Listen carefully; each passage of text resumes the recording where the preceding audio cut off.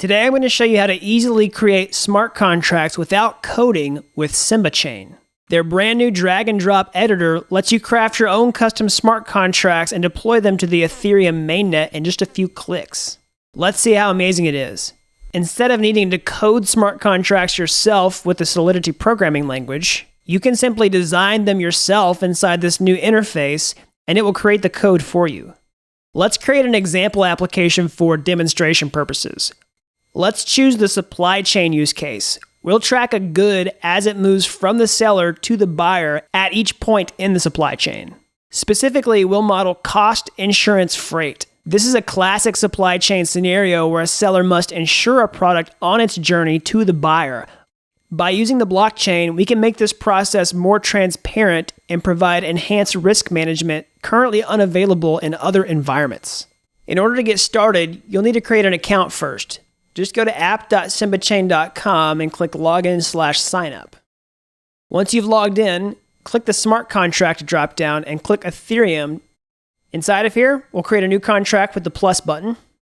And here we go. This is the drag and drop editor where we can model the journey that the product takes throughout the entire supply chain. We can do this two ways. We can create assets. These are going to be the nouns in our supply chain scenario, like buyer, for example, and seller. And also transactions. These are going to be verbs like payment or invoice. I'll start off by creating a buyer like this. We'll click Add Asset. We'll call this buyer. And next we'll create a seller supplier like this. We'll just say seller supplier. We can drag these items around like this. And now I'm going to repeat this process for each asset in the supply chain and lay them out in the editor like this. And there we go. Now we have a product, a shipper, a bank, a broker, and a carrier. And we also have a load board so that as freight comes in, brokers, carriers, and shippers can efficiently schedule these products for pickup. Now I'll create transactions. These are going to be the verbs in supply chain. I'll do that like this. I'll just click plus, create transaction, and we'll call this payment. And we'll drag that over here like this. And I'll also create a lockbox. And we'll put that here. And I'll repeat this process a few more times to finalize this scenario. And there we go. Now we have a purchase order, an invoice, and an ASN, or an advanced shipment notice. And momentarily, I'm going to show you how you can reference the EDI transaction code to make this an EDI transaction that you might be familiar with in supply chain. Now that we have all the assets and the transactions laid out, we can link them together by creating relationships between these objects. We simply click Add Relation, and then draw the relationships like this. We'll go from buyer to seller, payment to buyer, product to seller supplier, and then I'll repeat this process until everything is connected like this. There we go. I've even zoomed out a little bit so that you can see everything all in place. Now that we've drawn out all of these relationships, we can fill in parameters for each of these transactions that will get executed inside the smart contracts. Let's take ASN, for example. This will be the advanced shipment notice. We can add a custom parameter right here by selecting uint64 and including a date time. This will be a timestamp that's recorded whenever this transaction is created. We'll also create a new parameter to track the EDI transaction code. We'll select the string type, and we'll call this EDI 856. This is the specific EDI code for advanced shipment notices. Finally, we'll create a way to attach custom documents to this advanced shipment notice by including off-chain storage. This will allow anyone to upload their own custom files like PDFs, CSVs, or XML files that might go along with this advanced shipment notice. And that's what you see right here with this grayed out parameter bundle hash. So I'll click Save. Now I'll also customize the invoice like this. We'll add a uint64 date time timestamp, just like we did for the ASN. We'll call this date time. We'll add a string for this specific EDI code. This will be EDI 810. And we'll also click off-chain storage to support file uploads for this invoice. All right, we'll click Save. Now I'm going to repeat this process for each item on this list and then walk you through what I did. So I'll start with the purchase order. We created a date time timestamp and a string for the EDI code, which is 850 in this case. And we also included off-chain storage. Next, we customize the product to include a description, a serial number, a category, and also off-chain storage to add any additional information about this product that we want to. And finally, the load board, giving it a date time and an order ID. Now that we've done all this, we're going to be able to click a button and generate all the smart contract code for everything that we've just laid out here. But before we do that, there's one final step. Since we're going to deploy this smart contract to a real live blockchain, in this case the Ethereum mainnet, we must set some permissions first so that only certain people have access to use it. All right, so you can click this button here. This is the options. Click Set Permissions. And in this case, we're going to select an Ethereum address from this dropdown to create a whitelist of people who are allowed to use this smart contract. So if you're brand new to Chain, you may not have a wallet in this list yet. So I'll show you how to create one right now. All right, first let's click Save, and we'll name this smart contract. I'm going to call it CIF Demo. Click Save. And once that's saved, I'm going to click this user icon in the top right-hand corner and click Blockchain Wallets and click Ethereum Wallet.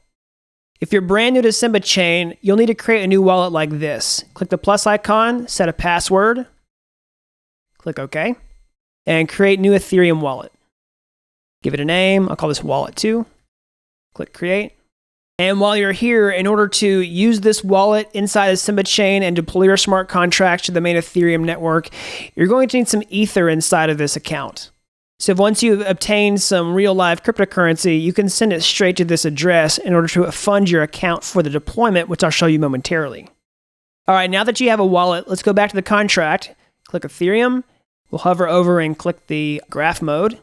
We'll resume setting the permissions on the contract like this. Click the options button, click permissions, and let's find the wallet that we just created from the dropdown. So in this case, I'm going to choose wallet 1 and click save. And now we've created an access list that can actually use this smart contract on the main network. We want to do this because we want to restrict who can call the functions on this smart contract.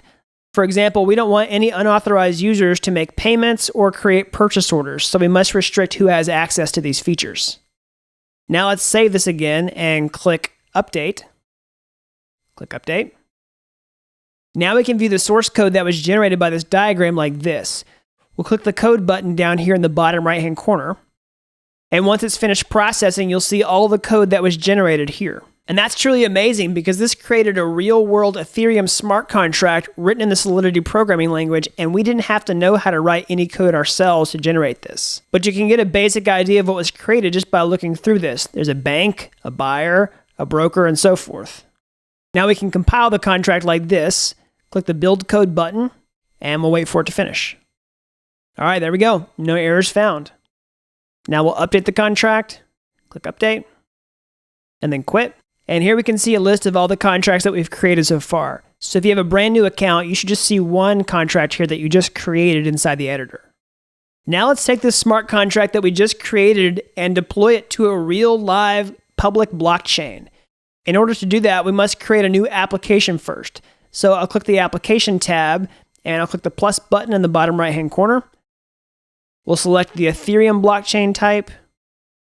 For network type, we'll select the Ethereum mainnet, click Continue. File system, we'll choose IPFS, click Continue. Smart contract, we'll do the one we just created. In my case, it's CIF Demo, but you can select whatever you named yours. And now you can create an app name. I'm just going to call this CIF Demo Test, and you'll need a unique name in your case. So I'm going to click Continue here and complete the final deployment step, which is to unlock the Ethereum account that we want to use.